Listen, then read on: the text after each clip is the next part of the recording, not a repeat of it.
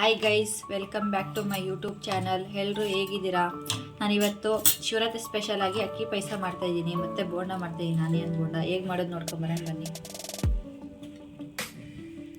ಒಂದು ಕಪ್ ಆಗೋಷ್ಟು ಅಕ್ಕಿ ತೊಗೊಂಡಿದ್ದೀನಿ. ಅದೇ ಕಪ್ಪಲ್ಲಿ 1 ಕಪ್ ಆಗೋಷ್ಟು ಹೆಸರುಬೇಳೆ ತೊಗೊಂಡಿದ್ದೀನಿ.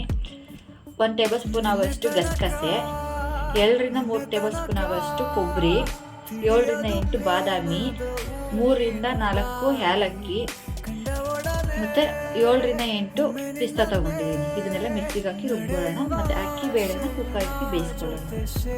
ಮತ್ತು ದ್ರಾಕ್ಷಿ ಗೋಡಂಬಿ, 1/2 ಕಪ್ ಆಗೋಷ್ಟು ಬೆಲ್ಲ, ಸ್ವಲ್ಪ ತುಪ್ಪ. ನಾನು ಬೇಳೆಯನ್ನು ಮತ್ತು ಅಕ್ಕಿನ ಬೇಯಿಸ್ಕೊಂಡಿದ್ದೀನಿ. ಈ ಥರ ನುಣ್ಣಗೆ ಬೇಯಿಸ್ಕೊಳ್ಳಿ. ನುಣ್ಣಗೆ ಬೇಯಿಸ್ಕೊಂಡು ಮಿಕ್ಸ್ ಮಾಡ್ಕೊಳ್ಳಿ ಚೆನ್ನಾಗಿ. ಮೊದಲಿಗೆ ಪೇಸ್ಟ್ ಮಾಡ್ಕೊಳ್ಳೋದಕ್ಕೆ ಪಿಸ್ತಾ, ಬಾದಾಮಿ, ಅಕ್ಕಿ, ಕೊಬ್ಬರಿ ಮತ್ತೆ ಗಸಗಸೆ ಹಾಕ್ಕೊಂತ ಗೈಸ್. ಈ ಥರ ಪೇಸ್ಟ್ ಮಾಡ್ಕೊಳ್ಳಿ. ಗೈಸ್, ನಾನು ಕಡಾಯಿ ಇಟ್ಕೊಂಡಿದ್ದೀನಿ. 2 ಸ್ಪೂನ್ ಆಗೋಷ್ಟು ತುಪ್ಪ ಹಾಕ್ಕೊತ ಇದ್ದೀನಿ. ದ್ರಾಕ್ಷಿ ಗೋಡಂಬಿ ಹಾಕಬೇಕು. ಹಾಕ್ಕೊಂಡು ಸ್ವಲ್ಪ ಚೆನ್ನಾಗಿ ಫ್ರೈ ಮಾಡ್ತೀನಿ. ಗೈಸ್, ದ್ರಾಕ್ಷಿ ಗೋಡಂಬಿ ಫ್ರೈ ಆಗಿದೆ. ಇವಾಗ ರುಬ್ಕೊಂಡಿರೋ ಪೇಸ್ಟ್ ಹಾಕ್ಕೊತ ಇದ್ದೀನಿ. ಪೇಸ್ಟ್ ಹಾಕ್ಕೊಂಡು ಎಣ್ಣೆಯಲ್ಲಿ ಚೆನ್ನಾಗಿ ತುಪ್ಪದಲ್ಲಿ ಚೆನ್ನಾಗಿ ಫ್ರೈ ಮಾಡ್ಕೊಳ್ಳಿ. ಗೈಸ್, ಈ ಥರ ಫ್ರೈ ಮಾಡ್ಕೊಳ್ಳಿ. ಇಷ್ಟು ಕನ್ಸಿಸ್ಟೆನ್ಸಿ ಬರಲಿ. ಬೆಲ್ಲ ತೊಗೊಂಡಿದ್ನಲ್ಲ 1/2 ಕಪ್ಪು, ಅದನ್ನು ಹಾಕ್ಕೊತಾ ಇದ್ದೀನಿ.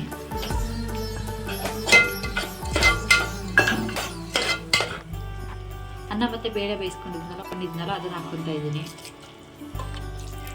ನೀರು ಹಾಕ್ಕೊತಾ ಇದ್ದೀನಿ.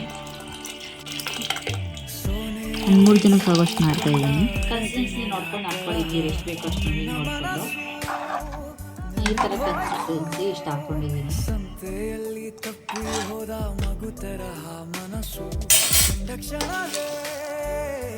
ಸ್ವೀಟ್ ಸ್ವಲ್ಪ ಕಮ್ಮಿ ಅನಿಸ್ತು, ಅದಕ್ಕೆ 1 ಸ್ಪೂನ್ ಆಗೋಷ್ಟು ಸಕ್ಕರೆ ಹಾಕ್ತಾ ಇದ್ದೀನಿ.